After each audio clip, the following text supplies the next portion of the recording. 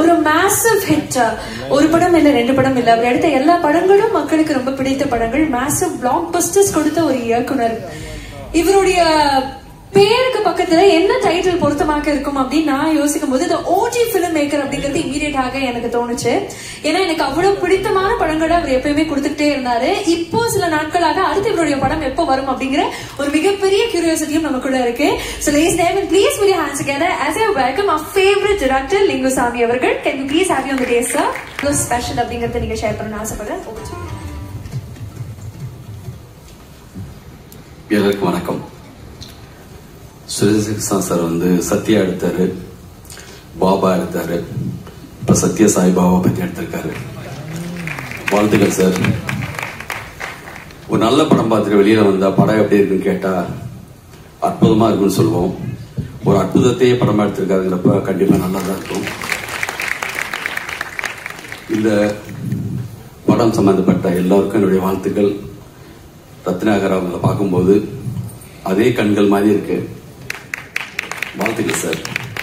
இந்த மாதிரி ஒரு பெரிய முயற்சி எடுத்து செய்யறதுக்கு ஒரு பெரிய மனசு வேணும்.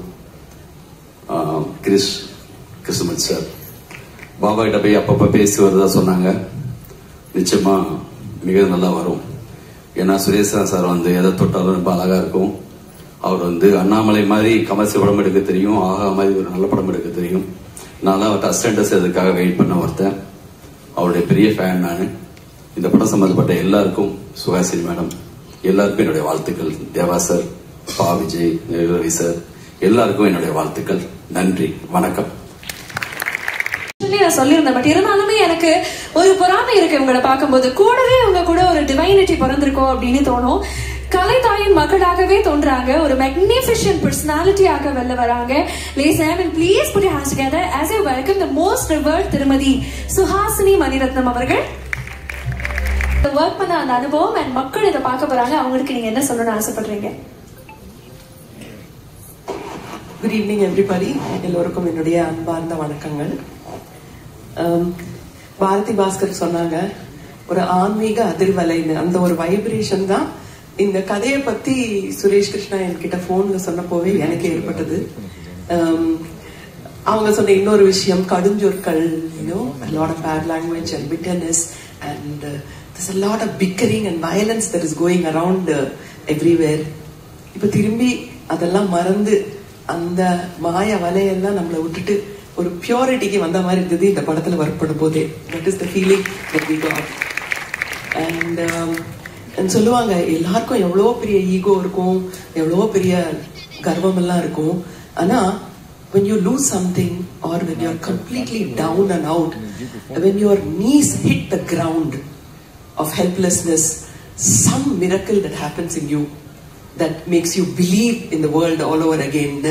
So I think that has happened to all of us. நம்ம வாழ்க்கையில எல்லாருக்கும் ஒரு தடவை நடந்திருக்கு. எதுவுமே முடியாம கையால் ஆகாத மாதிரி போகும்போதுதான் நமக்குள்ள ஒரு மிரக்கல் நடக்கும். அந்த மாதிரி இந்த பிலிம் இந்த கதை மக்களுக்கு போய் சேரணும் அப்படிங்கிறது எங்களுடைய ஆசை. சுரேஷ் கிருஷ்ணாவோட எக்ஸலண்ட் எஃபர்ட். அந்த படத்தோட ஷூட்டிங் மொத்தமாவே அவங்க சொன்ன அந்த ஆன்மீக அதிர்வலை இருந்தது. என்ன காசிக்கு கூட்டிட்டு போனாங்க. நானா காசிக்கு போயிருப்பேனான்னு எனக்கு நான் வாழ்க்கையில கூட நினைச்சு கூட பார்த்தது இல்ல.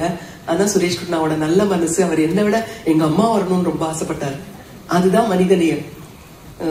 நீங்க சொன்ன காலை தொட்டு கும்பிடணும்னு சொன்னார்ல மனிதநேய டைரக்டர்னுட்டு, அது தினம் போன் பண்ணி மன்னி வர முடியாதா காசிக்குன்னு கேட்பாரு. இதுதான் மனிதத்துவம். சோ அப்படிப்பட்ட ஒரு டைரக்டர் இந்த படத்தை ஒரு ஃபெய்த் அண்ட் எவ்ரிதிங் எனக்கு பர்சனாலிட்டிஸ் எல்லாத்தையும் விட மனிதர்களோட ஃபெய்த் மேல அபரிமிதமான ஒரு நம்பிக்கை. இன்னைக்கு இந்த ஹால் எல்லாத்துலயுமே இருக்கிற அந்த நம்பிக்கை, ஃபெய்த் எல்லாமே சேர்ந்து இந்த மாய வலைய, இந்த சுத்தி இருக்கிற இந்த ஸ்மோக் மாதிரி இருக்கிற ஒரு ஃபசாடை எடுத்துட்டு இந்த மாதிரி நல்ல எண்ணங்களோட இருக்கிற படங்கள் இன்னும் நல்லா இருக்கணும், எல்லாரும் சந்தோஷமா இருக்கணும்னு ஆசைப்படுறேன். இந்த படத்துல எனக்கு வாய்ப்பு கொடுத்த சுரேஷ் அண்ட் கிரீஷ் அவர்களுக்கும் என்னுடைய நன்றி. என் கூட ஒர்க் பண்ண எல்லா கோ ஆர்டிஸ்டுக்கும் அவங்க அளவுக்கு நான் சின்சியரா இருந்தேன்னா எனக்கு தெரியல. பட் அவங்க கிட்ட இருந்து நான் நிறைய கத்துக்கிட்டேன். சோ இது ஒரு பாடமாவும் இருந்தது. இந்த அனுபவமே எனக்கு ஒரு பாடமா இருந்தது. எனக்கு பாடம் கொடுத்த எல்லாருக்கும் நன்றி.